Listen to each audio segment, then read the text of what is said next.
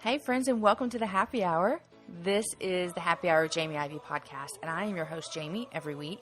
And the Happy Hour is a show where each week I invite a girlfriend to join me, and we talk about the big things in life, the small things, and everything in between. Today's show is sponsored by Raven and Lily.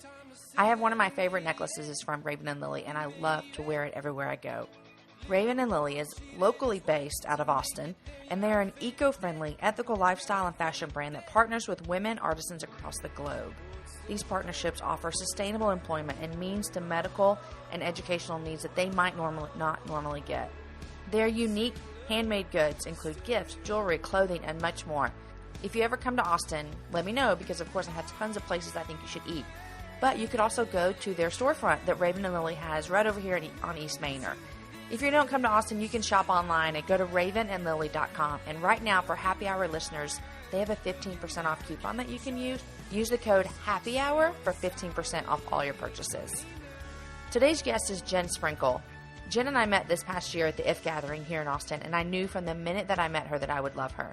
Today on the show, we chat about the book that she released recently called 31 Days of Prayer for the Dreamer and the Doer.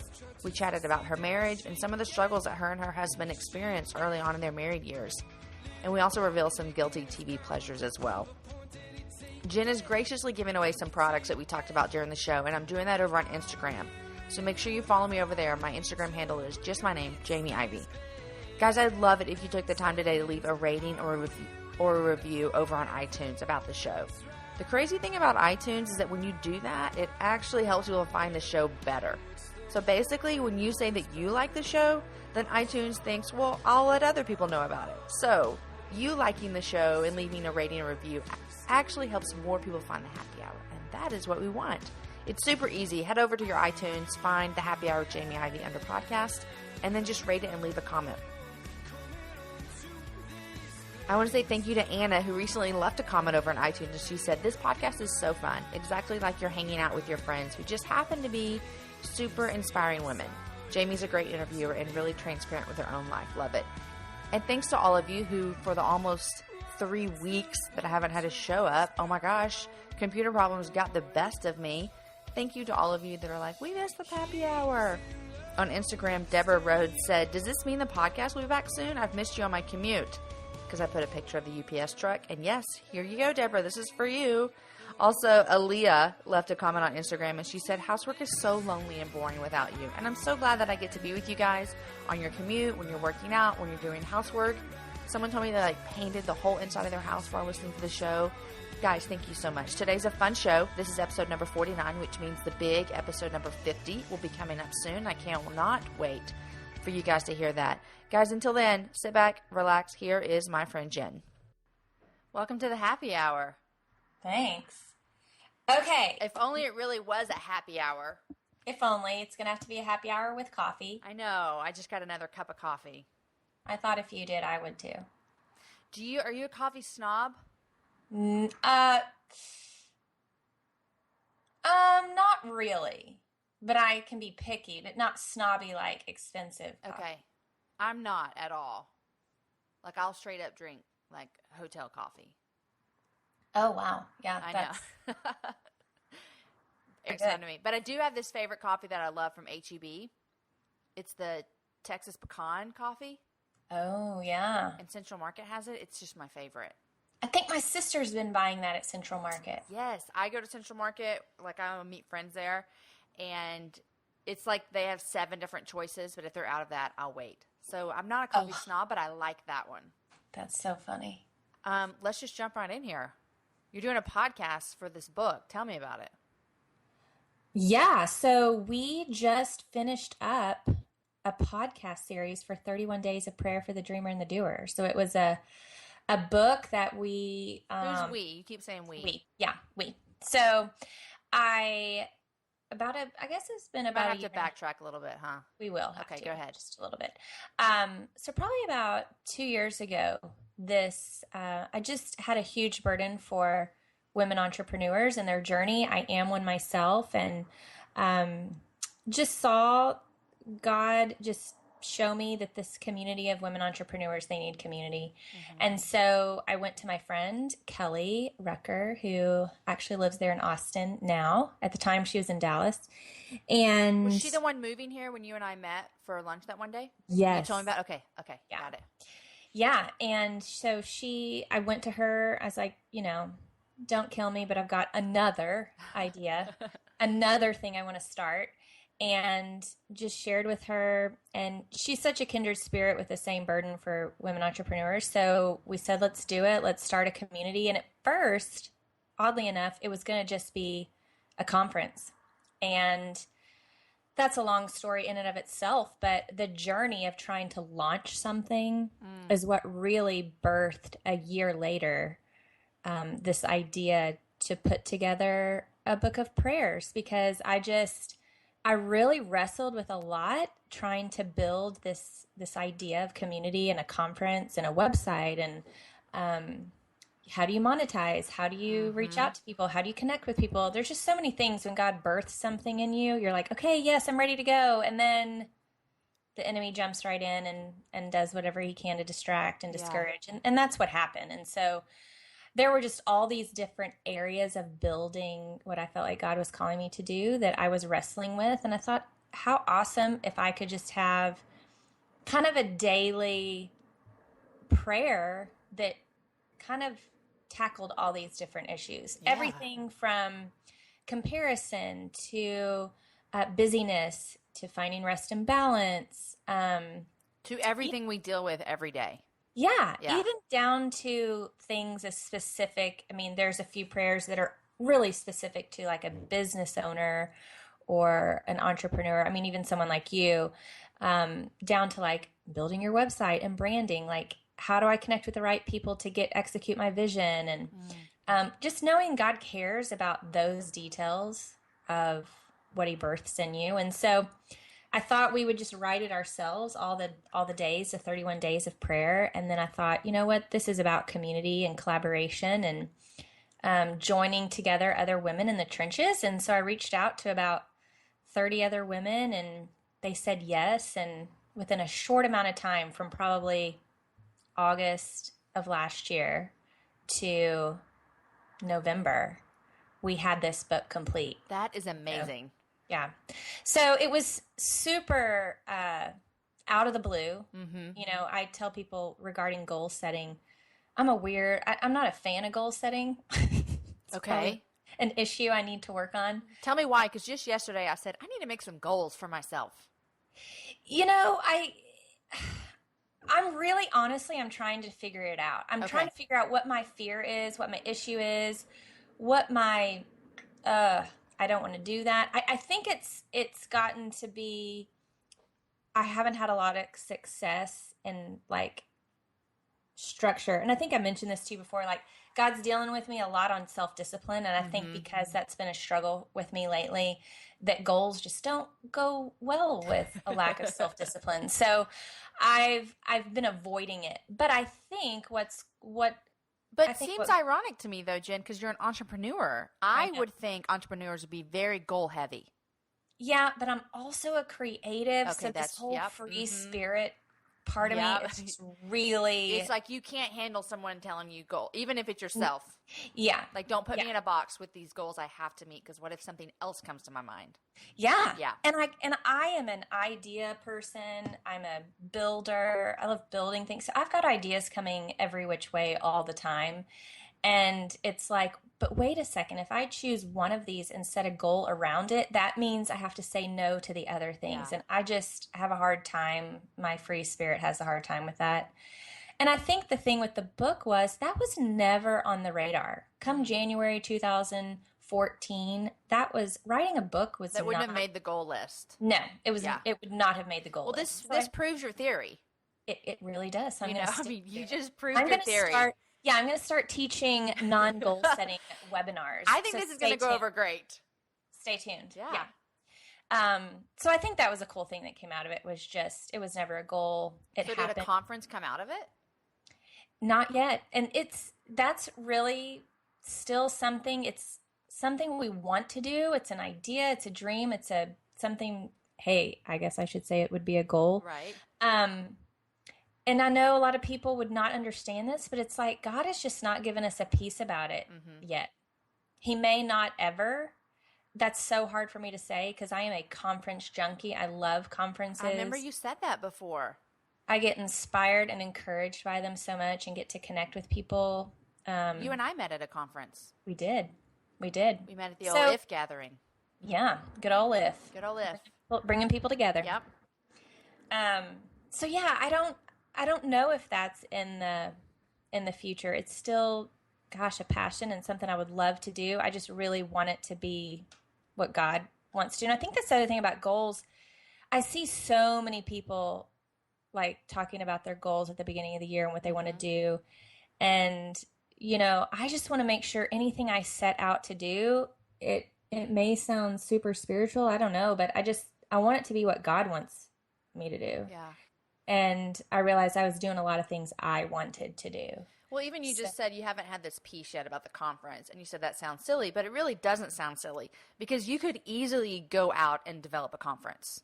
I mean, I'm not saying that it's easy to do that, but what I'm saying is you could do that. You could put your head together, you could pull people in, you could create something, you could bring in people who are going to like get stuff done, and you could do it. But you just don't feel like it's time. Yeah, I don't. And God's just been doing some things like that. Like the book, for instance, came out of the blue, knew it was what I was supposed to do, had no doubt it was. Because if it was going to get done, God was going to get it done. Because it was a short amount of time to turn around. That's very short. Yeah. With almost 30 collaborators. Right. And then even since then, we got approached by a literary agent who said, I want to take this to traditional publishing, and presented us with a contract. And the moment I was building up to it, sending them our numbers, our sales, and our marketing plan, I was so excited. Is this before you released it? No, this was after. So you released it like self-published? Mm-hmm. Self-published. Released it in January 2015. As like a hard copy? Yeah. Yeah. Mm-hmm. Hard copy. And I guess it was in April, we started getting approached, and it was April when we got the final, hey, yes, we want to send you a contract, and didn't have a piece about it. Talked to some people, some friends in the industry. I've been so fortunate to have dear friends who are in the publishing industry, and just called and said, hey, I'm just feeling unsettled about this, that this isn't what I'm supposed to do. Like sign the, go this direction. Which doesn't make sense, like, in the world. Like, that doesn't make sense. No. It seems like, this is amazing, Jen. What are you hesitating for? Exactly. Yeah. And I think those are the moments where I'm like, wow, if something looks like it is a sure, like you should totally do this, and I don't have, it's like the major juxtaposition of, this seems like you're crazy if someone saw you turn this down. And then just the lack of peace. I'm like, okay, this God's. Doesn't it make you like so grateful for that voice though? Because it doesn't make sense, but yet you don't feel this peace about it. So you're like, this must be from God. I am thankful. I will be completely honest. This was just a few months ago when this all happened. It was the catalyst that kind of spun me out of control a little bit. And like, I mean, I am 38 years old, and I had a moment of, now, like, what am I supposed to do with my life? If not that being an author was what I was supposed to do with my life, I think it just turned a bunch of things upside down. Like, there were all these opportunities that God was just saying, this isn't the one. This isn't the one. And sometimes he says, this isn't the one, but this is. Mm-hmm. And sometimes he just says, this isn't the one, but he's not ready to tell you what is. Yeah. And I was really in that place where he was just like saying no, but not saying go here instead. So it was really a little bit unsettling, and just had to sit in it. Mm-hmm. Like, sometimes I had to keep reminding myself, sometimes God may say no to something, but he may not reveal yet what is next. And that's okay. Mm-hmm. And I had to find confidence in the no and not worry about the what next. Yeah. And it's unsettling sometimes. It's really hard. I just spoke with someone else about this, who will be on the show another time, about how when I left my radio job and how that was so hard because it just felt like, what? This is like everything. Like, this is amazing. I love this. Why am I leaving? But it was great. And something you see God uses it. Like, he gave you those gifts. He uses those. You do it well. And it's something he taught me a couple years ago, that sometimes he asks us to walk away from good to make room for great. Yeah. And sometimes we have to wait on great. Mm-hmm. Yeah. And we also, to throw this in, have to be okay if we don't ever see great. Oh, totally. Yeah. Yep. I agree with that. Yeah. And that's what's hard too. Because on one hand, you want to be like, oh, well, there's something better. There's something better. But then you have to also realize, well, there might not be. I mean, you know what I mean? This might, what you're feeling right now might be the better. Yeah. He just might not have wanted that for you. Right. Because of what it could have compromised or anything that you don't even know. Cost you. Yeah. We may never know, and he does not owe us that. Yeah. So you and your husband are both entrepreneurs. Yes. And we're both creatives? Yeah. Okay, let me tell you something. I'm married to a creative, and sometimes people have said, well, you're creative too, Jamie. You started your own podcast. I'm not, let me just get this out in the open. I am not a creative. Let me tell you that, okay? Like, my brain doesn't think that way. Like, Aaron is always like, you should write a book. You should write a book. And I'm always like, tell me what to write. Like, my brain just doesn't work that way. I don't understand it, but Aaron's does. I don't know how we would survive if we were both like him. I will be so honest, it is hard. Yes. And the other thing is, I do not meet a lot of other couples like us. Usually I would agree with you on that. Yeah. Somebody's one of you's in IT, the other one's in creative, exactly. One's an accountant, the other one's a author. Yeah. Like, it's so rare to find two creatives. So we kind of feel like we're on this little island struggling along, trying to figure it out every day. Now, are y'all creatives? Do you work together on projects, or do you have your own things? We have had our own things for years, and just recently, we've been married. It'll be 14 years in September, and it's been a journey, and we feel like God just about 3 years ago really pushed us to start operating as a team. Mm-hmm. We thought that was like, oh, we should do business together, but that just wasn't, I don't think that's what he wanted us to do. It ended up being ministry together, which has been cool to see. But actually, in the last 3 months, we started our own business together. He's taking the lead on it. He's kind of the one in charge, and he's very relational. He's the extrovert. So he gets to do all the relationship building with people and talk to people. He's great at that. And I have found a lot of freedom in just kind of stepping back and doing the marketing side and more support, it's been a challenge for me because I have been kind of the CEO of my business for so many years, and your design business, is that what you're talking about? Yeah. And I'm just very independent. I have my way of doing things. I've always had. And so it's required a lot of me to step back, take more of a supportive role, support him more, not try to take the lead, which when you're an entrepreneur and you both have your own independent things, I think as a woman, I've struggled with that, like the whole CEO during the day, helpmate at night thing. There's a title for a book right there. Yeah. I don't shift very well into that. I being a supportive helpmate has not come easy to me. Yeah. And it's just definitely something God's been working with me on, which I think this is exactly what he's trying to do with us, is challenge me in this area to support him and almost make it possible for him, not almost, but make it possible for him to build this successful business and let him lead that. Yeah. Are you still doing your design stuff?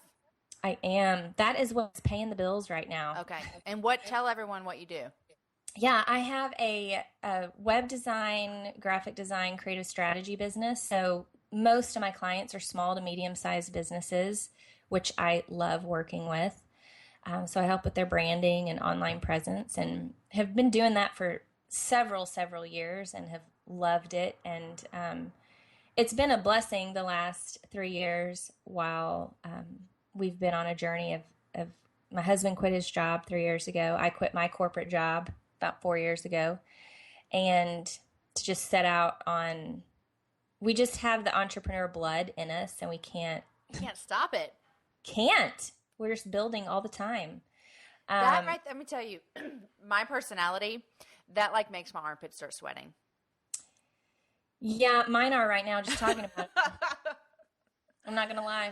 Yeah, I don't have that in me. But you can just tell that some people do. Some people do, and we are wired that way, and it's not in our family, which has been interesting. Like, oh, I'm sure. Yeah. There's no one in our family like this. And so your life looks so different. Yeah. Yeah. A lot of, people have really, I think, worried about us for the last several years if we were going to make it. Well, yeah. I mean, it does, us people that don't think this way, it does worry us. Yeah, it's very risky. We're very much risk takers. But that's fun. It's so fun. It's always an adventure every day. And it's actually us identifying, like really coming to terms with this is who we are. And until we really sit in it and like be confident in it and stop apologizing about it, we're going to be miserable in all areas of our life. Yeah. And like I said, we've been married 14 years, and the first 3 years we were separated twice. Yeah. Can you tell me about that? I never knew that. Yeah. We went to college together. Where'd y'all go? We went to University of North Texas in Denton. Go Eagles. Go Eagles, yep. Yeah, we met the first day of school, but did not date all through college. We weren't even really hangout friends. We were involved in the same college ministry, which was really big. Here's an interesting... You know what's funny, real quick? What year did you graduate high school? 95. Okay, I graduated in 96, and UNT was my second choice. I know we could have been in college together. We would have been best friends. Not really, because you just said you were in a ministry. I was not. Oh, you would have been. You could have reached out to me. I was trying to get to come to college life on Tuesday nights. Yeah, you would have tried. I would have come, though. Oh, well. Okay, carry on. You'll find this funny. John and I were both at different times MCs for our college ministry. Hilarious. There was like 500 people every Tuesday night. Okay, so y'all met. So we met in college. We knew each other. We watched each other. We were both involved in ministry, but did not date in college. And then I took a job out of college and moved to Arkansas. And he reached out and said, "Hey, can I write you?" Like, yes, back in the day. Are you serious? Yeah, back in the day. This is pre-cell phones. I know, but that sounds so romantic. It sounds like he's going off to war or something. Totally. You know what I mean? Yes. Okay, so were you freaked out? Oh, I told him, I said, okay, we're just friends. Like, sure. I was like, don't get the wrong idea. Yeah, you can write me, whatever, but we're just friends. And I told him that several times. Uh-huh. But somehow between July of me moving to Arkansas and January, we decided we were going to get married. And those letters must have had some good stuff in them, Jen. They did. And, he bought me my first cell phone because that's back in the day where it was like free nights and weekends. Uh-huh. Oh, yeah. Mm-hmm. Oh, I remember, yes. Yeah. Like call after 7 or something. Mm-hmm. Yeah. Mm-hmm. Yeah. So those were some good times. So, yeah. We knew that in January, and in May, he moved me back to Texas, came up to Arkansas, packed my bags, and then I'll never forget, and it's interesting because the late night phone calls, all the late night, staying up late talking, we had big plans for our life. We were going to do marriage ministry. Uh-huh. He came from a great married home. I came from a very not great married home. And so we just, for both different reasons, we're very passionate about marriage and thought, we will write a book someday and we will speak at conferences. Okay, mind you. Before y'all are married? Oh gosh, girl, we were 24. And I know we can God laugh now because we've both been married for 14 years and we're 37, you know. Oh, it's ridiculous. Yeah. God was like, oh my gosh, these little kids, they have no idea what But they're look at the talking seeds about. he had planted in you, you know. Oh, it is so evident. It's scary that he It's like birthed the love that. of marriage. Oh gosh, he birthed that in us. And then, yeah, so we had a plan. And even, it's funny you say the whole going off to war thing. The plan was also to move like 20 minutes outside of our college church we went to so that we weren't distracted by too much ministry, that we could focus on our marriage the first year before he went to seminary. He was going to go to seminary. Yeah. And that was the plan. We were going to like focus on our marriage the first year. It was so exciting. Yeah. And then he's in Arkansas packing up my stuff, and we get a phone call from Zach Allen. And Zach and John had just gone through a 9-month discipleship program together. And Zach got offered a job at a church. And he said, hey, I want Jenn Sprinkle to come with me. So he calls and offers John this job. And for someone at our age to be offered a vocational ministry job without seminary. Yeah, that didn't happen back then. No. Yeah. And they said they would pay for his seminary. Yeah. So he gets off the phone and looks at me and says, just been offered this job. And I'm like, okay. And it was high school ministry. This is pre-marriage still? This is bags packed, U-Haul loaded. Yeah. Uh-huh. And I started bawling. So you did not like this? Oh no, I not even so much. I didn't like this. I knew that high school ministry was on my not called to list. You're like, I don't know what I'm doing with my life, but I know what I'm not doing. Yeah, you have a possibly called to list, and then I know I'm not called to list. Right. That was on there. And let's be honest, when a husband is called to ministry for high school kids, so is the wife. Yeah. Yeah. And so is 7 days a week and sporting events. And camp. I just saw my life flash before my eyes and started crying. Oh, this cracks me up. So start the red flags flying around, like so did he hitting take us the in job? face. So yeah, he took the job, and so is this the same? I had Lindsay Wheeler on. Is this the same church that her husband worked at? Yes, ma'am. Okay. We laughed that these were like dark days for all of us. That's You hilarious. should get me, Jenny Allen, and Lindsay on one podcast. We would bring it down. Oh, it would that's so funny. No, it's probably not a good idea. Okay, so he takes the job. Takes the job and moves me, back to Texas, and then he moves away. He had to move like almost 2 hours away to take the job. Wait, so why didn't you go with him? No, we're long distance 'Cause you're because not we weren't married. married yet. Yeah. That whole thing. So, yeah, did the whole long distance thing, and it was touch and go. There was like, should we really do this? Should we get married? You bawled when I said I was going to take a vocational ministry job. Maybe you're not the right one for me. Like that. Like those whole conversations. And then as the wife, you convince yourself, if you stop this from happening, he will resent you. Like you don't want to live with him, Yeah. And you're not even married yet. I mean, no. You know what I mean? So you also feel like, how can I tell him what to do? Totally. I'm his girlfriend. Yeah. Right. I'm just his girlfriend. I'm not even engaged. Right. Like we weren't even engaged at this point. Okay, so y'all eventually get married, obviously. We eventually get married, yeah. And sure enough, the first year and a half, we dealt with health issues. I had some health issues. Coming into marriage with baggage, we all do. Yep. But and he's still in ministry at the church, high school. Ministry. Yeah. So I think you're just in this pressure cooker of dealing with people pleasing. You're on staff. Yeah. Everything has to look good. Everything has to look good. You're in a town where you don't know anybody. Yeah. You're dealing with, baggage you bring in, insecurities rose in me that I did not even know I had. Yeah. Sex was really difficult for us. Yeah. That was really the catalyst that kind of set things in motion to just fall apart.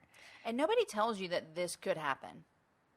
No. Like even when you just said sex was really bad, nobody tells you that might be an option.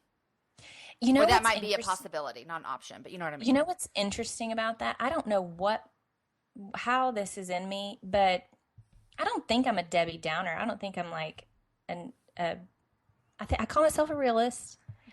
I actually had gone to my doctor before we got married, and I said, hey, here's the deal. I've heard some rumors this could possibly hurt. Could you like check things out? Let me know if there's any concern to be had. And he's like, Wow. no, you're totally fine. How old were you? I mean, I was 24, Okay. 23. I mean, that's a 24. pretty like bold move to do, I would say. Yeah, and that's why I wonder, I have no idea why I did, like, what was it in me that knew enough to go and ask? And so y'all just had all of these things thrown at you the first year. Yeah, and we just failed miserably. And we thought the answer was to move. So after a year and a half, we moved to the city. I had a job at the time that was pretty steady, and so we're like, well, we at least have that. Let's move away. Maybe we need a fresh start. And it just left the church. And it that just didn't solve your problems. Did not solve our problems. Yeah, because it probably wasn't the problem. No, it wasn't at all. It didn't help at all. But yeah, moved away and tried to make it work. We just, so much hurt had already happened. You know, just so much. Yeah. There was already, so much resentment, him feeling so rejected. That was just heavy. Yeah. And we were, to be honest, we were Christians at a very young age. And so we joke that we answered every premarital counseling question correctly. Like, we knew what to say. Oh, totally. Yeah. We went to a church, they joked, it was called Denton Bible Church. But the joke was it was Denton Bridal Church. Oh. Because our pastor was like the guru on Song of Solomon, and everybody I went got married to that there. conference, I think. Yeah. So we knew our stuff, man. We had it all together, and we were going to... Well, y'all were going to write marriage books. Totally. We were going to do marriage conferences. So, I mean, what do you expect? So how did you all crawl out of that hole? There needs to probably be a part 2 happy hour. No, I'm just kidding. Oh, gosh. How did we crawl out? Or like, how did you first, like you said, y'all separated. How did you realize this is big and we want to fix it? Because you could have just said, this is big, we're out. Yeah. And maybe you did. I don't know. No. I think that was what is so interesting about our story is there was some really painful incidents in our marriage that just really drove us to the bottom, and where he said this is over, I can't do this. And I think when something tragic happens in your marriage, you just kind of hope you recoil. Like you kind of hope you come to yourself and recoil, and we did not recoil. We kept going farther and farther apart and trying to people please and living on our own. I remember getting my own apartment and having to go get my own, a new bed and a new couch. Y'all had separated. Yeah, the second time we had separated, that's when I knew. I lived with some people, and then I lived by myself the first time. But then we got back together, and it was another year of just trying to make it work, and it wasn't. The pain and hurt had not been reconciled. It had not been dealt with. So that's when we ended up getting separated a second time, and that's when I went and lived by myself and had to start over. And when we even got back together after the second separation, again, you think, okay, we're back together. We're going to make this work. Yeah. And it was 4 more years of struggling and, oh gosh, just late nights of, so much insecurity that he could leave any minute, like just not feeling secure in that and fighting for it. And, in his story, it's his story. And he says that he just went through a real wilderness season where he just, he was a Christian at a young age. I was a Christian at a young age. Really learning a lot about, I think God wanted to teach us a lot about grace. We were very much works-based Christians. And both of y'all. And so it seems like that would be like a recipe for a disaster. Oh, it was. No one's giving out grace. No, Yeah. none. Not an ounce. I don't even think we knew really what that looked like. Yeah.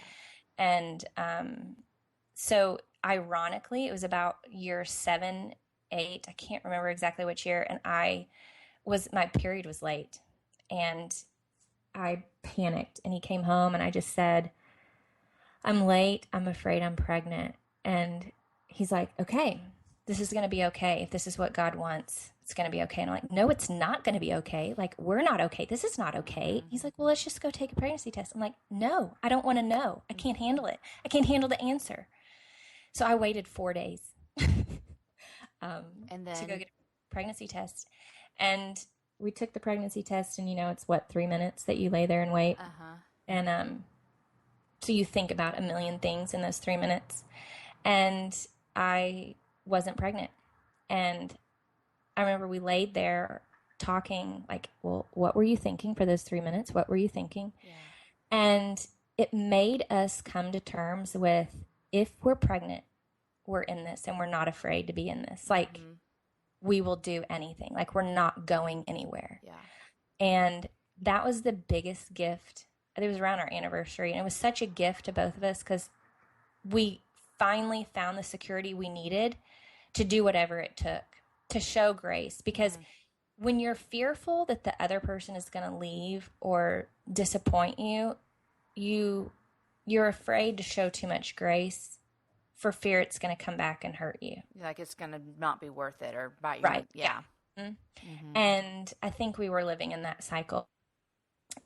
And so that was a real turning point.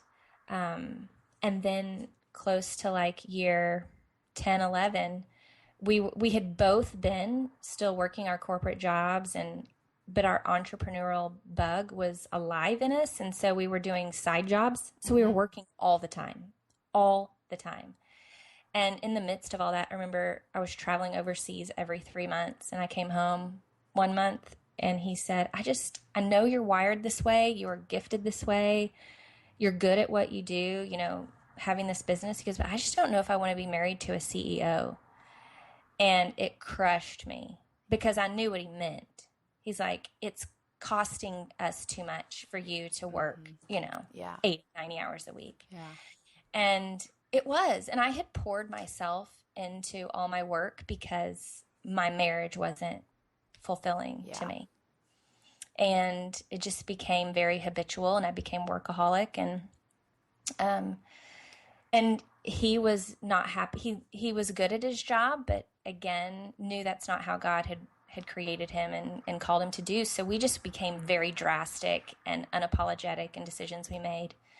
And within 2 years, we had both quit our jobs. And unfortunately, at the time, we had a house. Yeah. And we should have sold our house a lot sooner than we did. But we started cutting back, cut cable, lowered every liability we could possibly lower. And it felt great. Like, I had a friend ask me at our estate sale where we sold about 90% of our stuff. She said, is this so hard for you to sell all these things? I said, no, and it's not me that's saying that. God has completely prepared our heart to just let go of all this stuff. It wasn't anything in us. It wasn't me being like really strong or anything. He just made it clear, and with his mercy just changed our hearts. So we did. We just sold our house and sold about 90% of our stuff, having no idea where we were going to live, what we were going to do. We just knew that was a step to take. And ended up moving in with John's parents for a few months. And how was that? It was actually awesome. It was 2013. We lived with them for about 6 months, and in that not 6 months, it was about 6 to 8 weeks, sorry. And got to spend that time with him. I love his parents, and little did we know, we got placed in an apartment during that time to do this ministry work and to do this. And in that process, that was when we were living with them. And his dad helped us move in October of 2013. And by the end of that month, he was diagnosed with terminal cancer. Oh, gosh. And so he passed 3 months later. And So that was a huge blessing for y'all to spend that time with them. Oh, it was awesome. And John actually at the time he still didn't have a job. He was doing odd jobs and, gigs and freelancing and consulting, but nothing stable, which is so stressful to be the breadwinner. But God completely orchestrated it because John get to spend every day with his dad, pretty much, during those 3 months. So, you know what? It's, the whole good, God has something greater for us. Mm-hmm. It wasn't necessarily, that wasn't the great thing that happened, but the time with him was great. Yeah. It seems like everything we've chatted about this morning, like so much in your life has been about like God taking you down these roads of uncertainty to bring you to something that you never would have even imagined.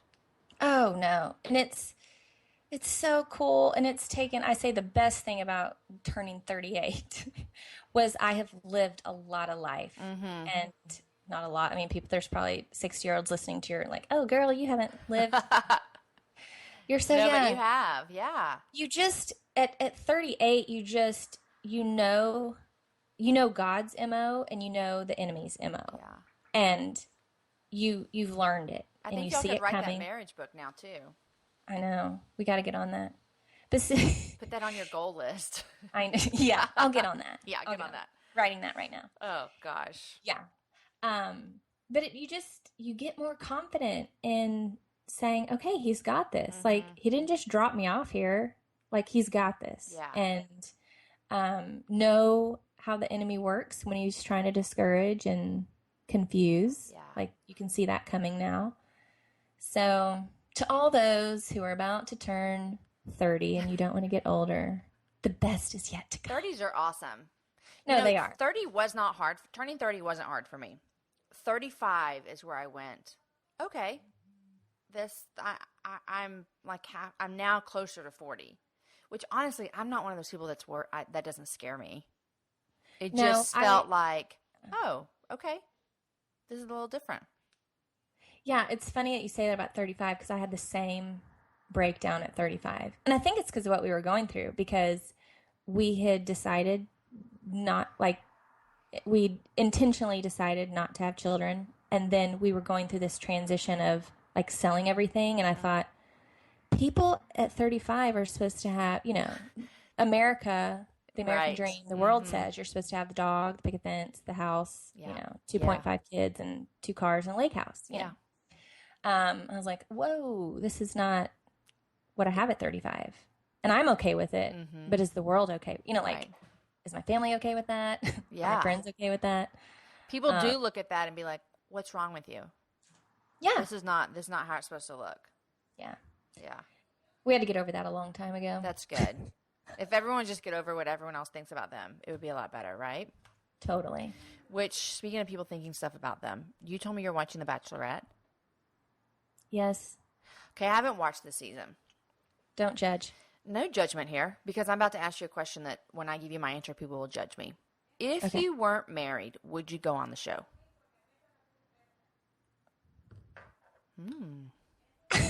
That's a really good question.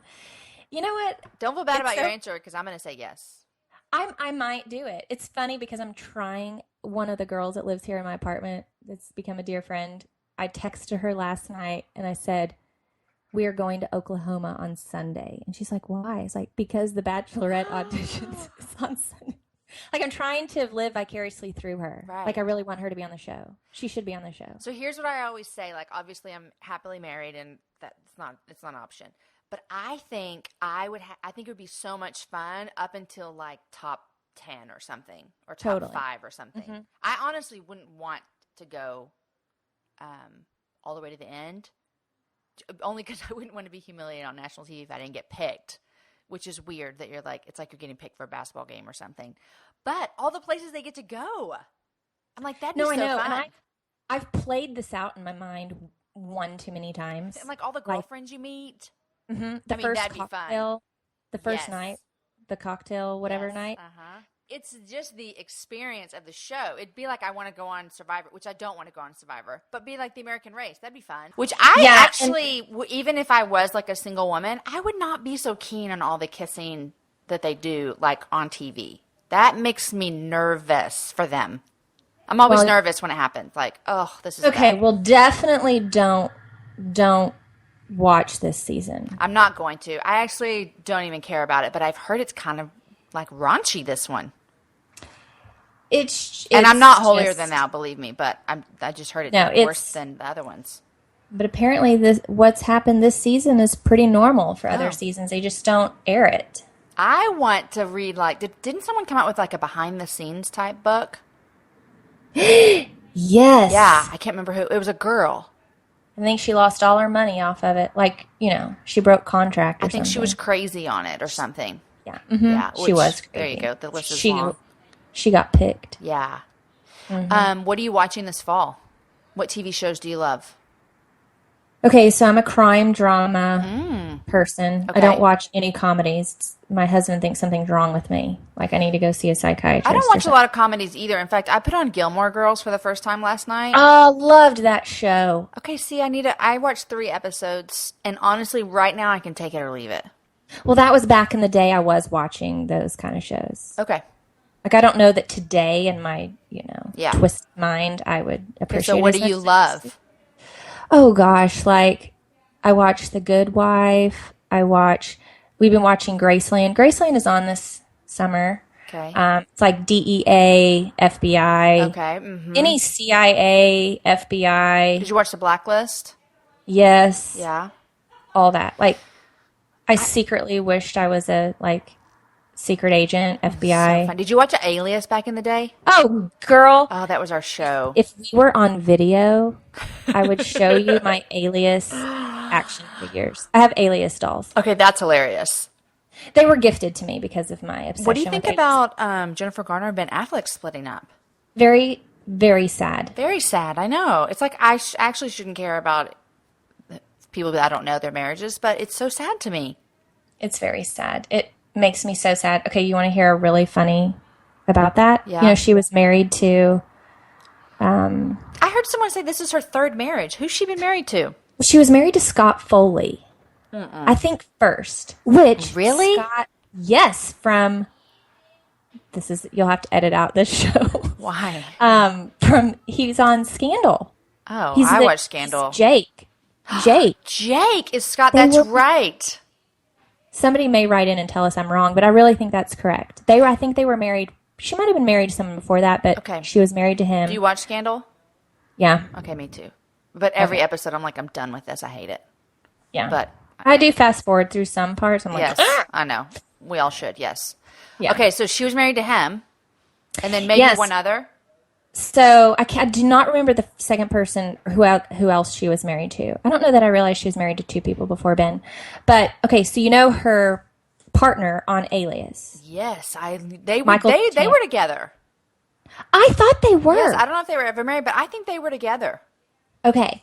So, this is really, I've never told anybody this. So a friend of mine at the time that... let me tell you, I love it when I'm talking to someone on the podcast. I'm like, I've never told anyone this. And I'm like, girl, it's not just me and you, but go ahead. You need special music that comes in at this moment, builds it up. Everyone just feels so comfortable. They can just tell me their darkest secrets and not realize how many people are listening to it. Okay, go ahead. So this is a secret. So... The second time, I don't even think I've told my husband this. This cracks me up. The second time we were separated, I had this friend. We had this couple in our life, and this friend, and her cousin was friends with Michael Vartan. They were best buds or whatever. And so I'd convinced myself that if my marriage failed, I was going to get her to set me up on the date. That is hilarious. I was going to be his second Jenn. That's what I told myself. Oh, because Jenn Garner. Mm-hmm. Well, luckily your marriage did not fail. No, it did not fail. We're very grateful for that, yes. We're very, very grateful because now we can go write a book. And yes. You could throw that in there too. Yeah. Yeah, but Jenn and Ben. Gone. I'm really sad. I am too. I always get sad when... I think it's sad anytime a marriage fails. I really do. And then I think people in the public eye, they've got 3 kids. They seem so quote unquote normal. Well, and I think I love her so much. And I know she was probably good for him. I love her too. So that made me sad. He's been married. Wasn't he married to Jennifer Lopez? or dating? We need to have Google open because we're probably. It's okay. Anyhow, he dated Jennifer Lopez. Yes. Yeah. He was with her. He was with her. Yeah. They were together, which is crazy. Yeah. Okay. You told me that you listened to Serial. Girl. Have you now been listening to Undisclosed? I'm caught up. Now I'm finally caught up. Like, I don't know how the people before listened to Serial once a week when it was. Like, that was hard. We listened to it like that. I mean, that puts me back with my seasonal shows where I have to wait each week. I don't like that. Yes, I'm caught up on Undisclosed, and I'm waiting because they took off a week for 4th of July. Rude. Independence Day. I am loving Undisclosed. Okay, I want to know your thoughts. So Undisclosed is very biased. Very biased. And they tell you that. They are working for him.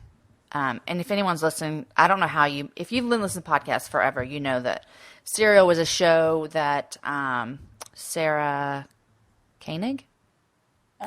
Koenig did about investigating a murder that happened a long time ago in Baltimore, and Adnan is in prison, and she kind of just takes apart the case. And at the end, you're kind of left wondering she doesn't solve anything, which was kind of disheartening for me at the end of Serial. I wanted closure.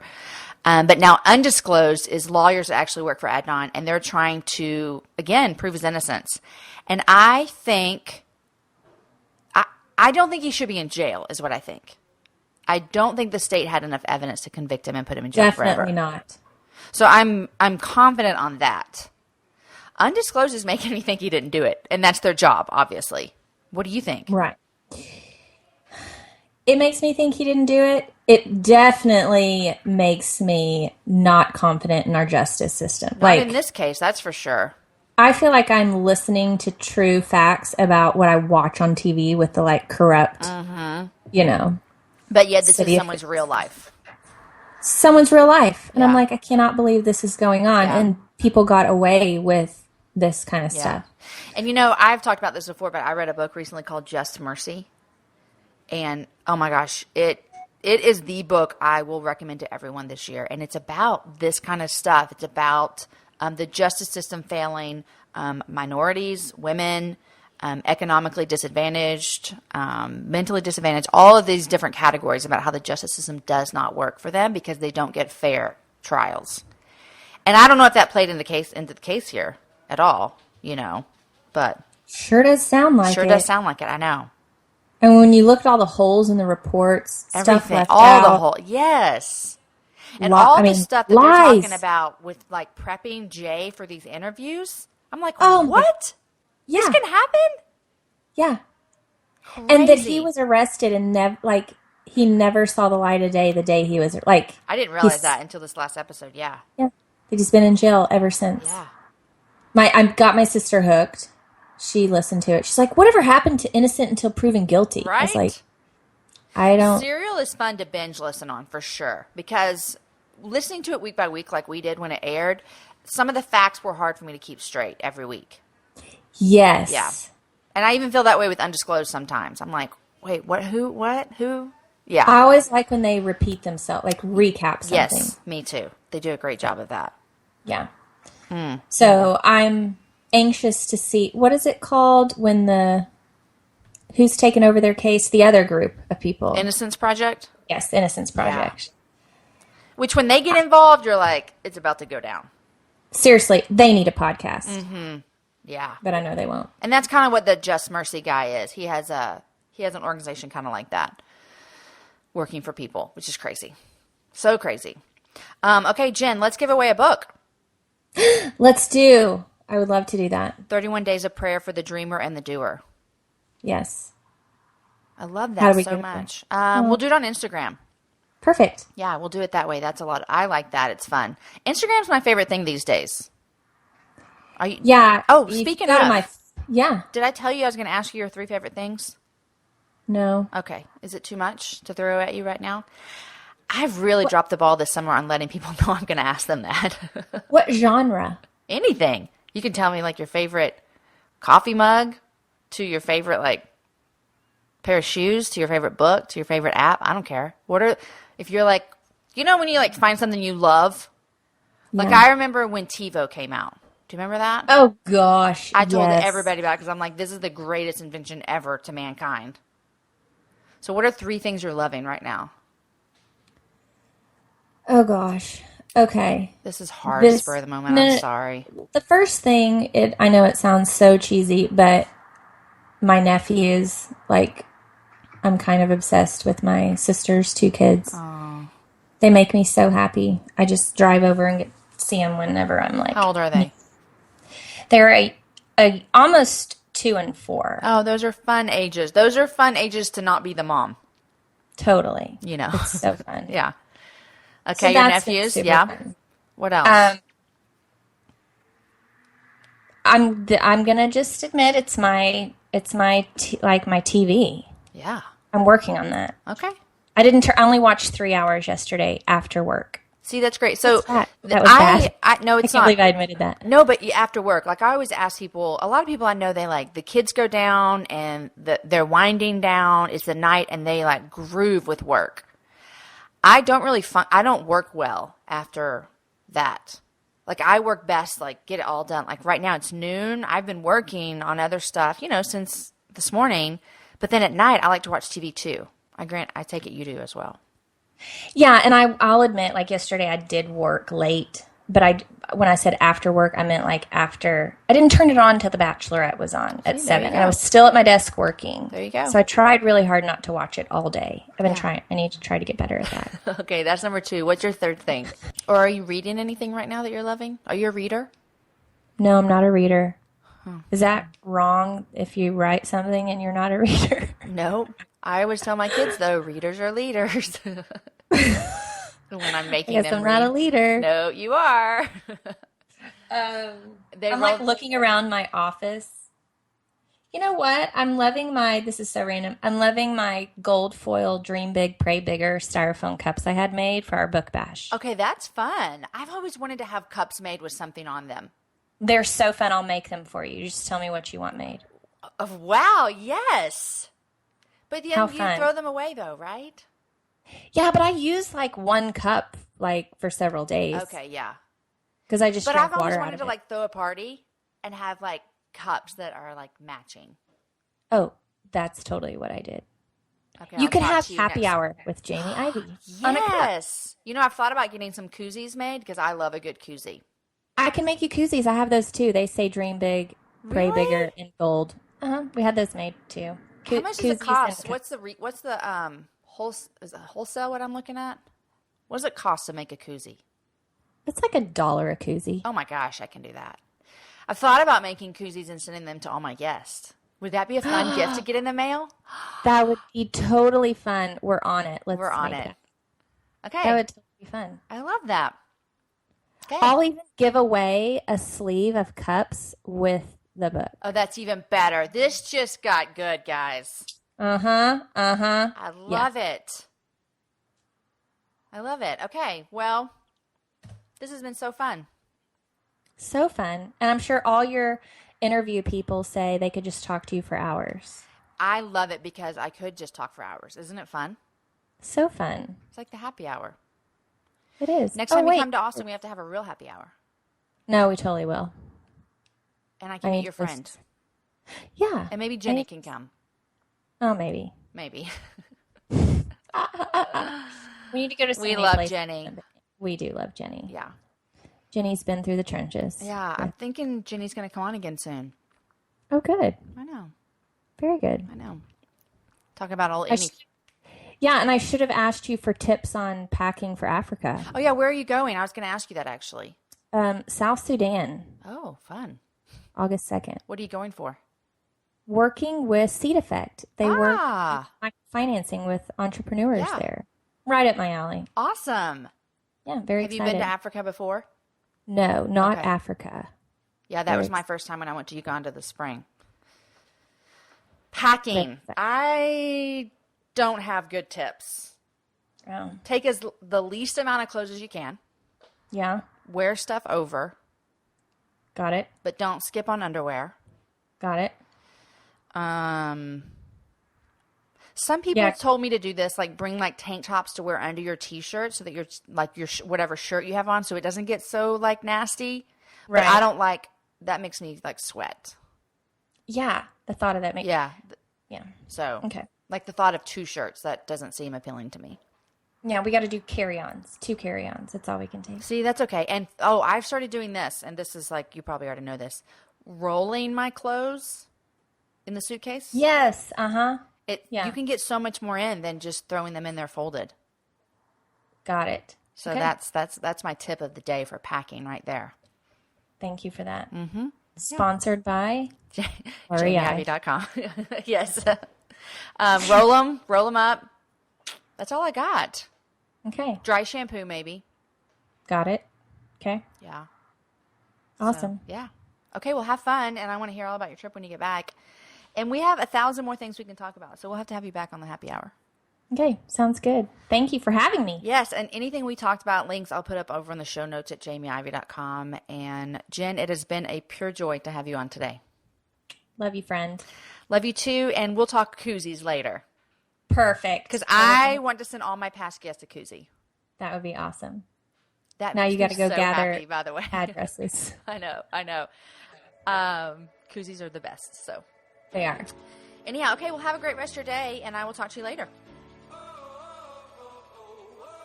Guys, didn't you love Jen? I knew that you would. I loved her vulnerability about her marriage struggles early on in her years. I know that some of you are listening and you're like, I understand that. I get it. And so I loved how she was open with sharing that. Jen has given away a book of the 31 Days of Prayer for the Dreamer and the Doer. She also is adding a sleeve of the cups to it that say Dream Big and Pray Bigger, and a koozie. Y'all know I love koozies. If you don't know, you know now after this interview. I really want to get some made and send out to guests and maybe even special listeners like you. But we're going to do that over on Instagram. Follow me. Guys, today's show is also sponsored by Nutty Snacks. Nutty Snacks are my new favorite thing to have around the house. They're gluten-free, all natural, high protein. They're perfect for CrossFitters, not me, and endurance athletes, not me, who need a little boost to keep going, but that might be you. But they're also loved by moms who need a good quality snack for the little people, and they're devoured by anyone who dares to try them. Just this week, we got some of ours in, and we got the little sample packs, and my favorite is the Choco Peanutty. So if you're going to go try some out, they had these 2.5-ounce packs that are like you can just throw them in your purse, throw them in your car. And then they also have the 7-ounce that are good for everyone to share together. Nutty Snacks is committed to doing good and making a difference in the world. When you purchase Nutty Snacks, a percentage of the proceeds go directly to the Amani Project to help kids in need. Or you can do good through a purchase for a purchase project where they partner with other organizations committed to doing good in the world. Nutty Snacks, a little sweet, a little nutty, a whole lot of good. Right now for Happy Hour listeners, they're giving you 15% off. So head on over to their website, nuttysnacks.com. Use the code HAPPYHOUR15. Happy Hour 15, you get 15% off your purchase. It's worth trying. These are great snacks for you to have, especially if you do need stuff that's gluten-free, like we do for our story girl. So, anyhow, head over to Nutty Snacks. I love them. Guys, thank you so much for listening. Thank you for getting all the way to the end with me. Next week is episode number 50. I feel like I want to be Oprah and just start throwing things and giving things away. 50 is a big deal for me. Jen Hatmaker is coming back on the show, and we have a lot of fun stuff to give you next week. Thanks for listening. Thanks for sharing with your friends. Thanks for tagging me on Instagram while you're listening, while you're painting or running or driving or picking up kids. Thanks for it all. Guys, enjoy your week and get some girls together for your very own live in-person happy hour. What's the point of all this background?